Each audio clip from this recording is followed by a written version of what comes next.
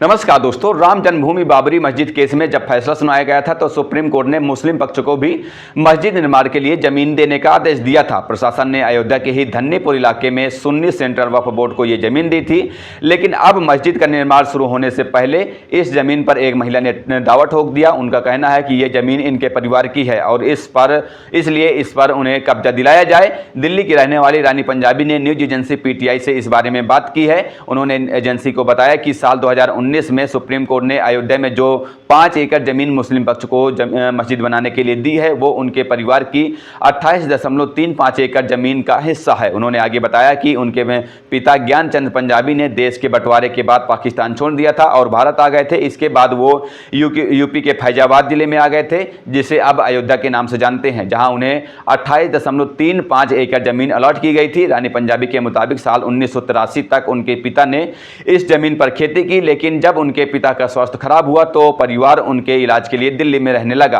उन्होंने दावा किया कि तब से ही इस जमीन पर धीरे धीरे अतिक्रमण किया जाने लगा था।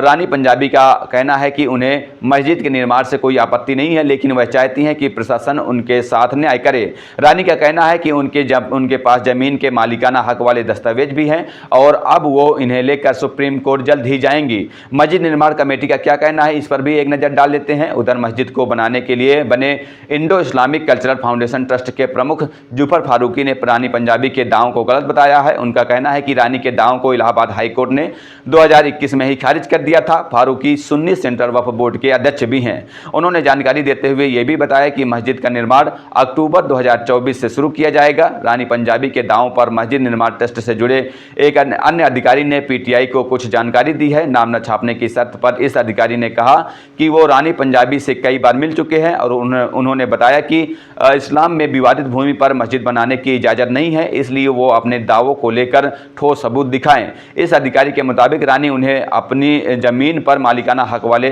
कोई ठोस दस्तावेज नहीं दिखा सकी। बहरहाल इस खबर पर इतना ही। आगे की जो भी अपडेट होंगी हम आप तक पहुंचाते रहेंगे। फिलहाल चलते हैं, मिलते हैं किसी नई खबर के साथ। तब तक के लिए बहुत बहुत धन्यवाद। जय हिंद, जय भारत।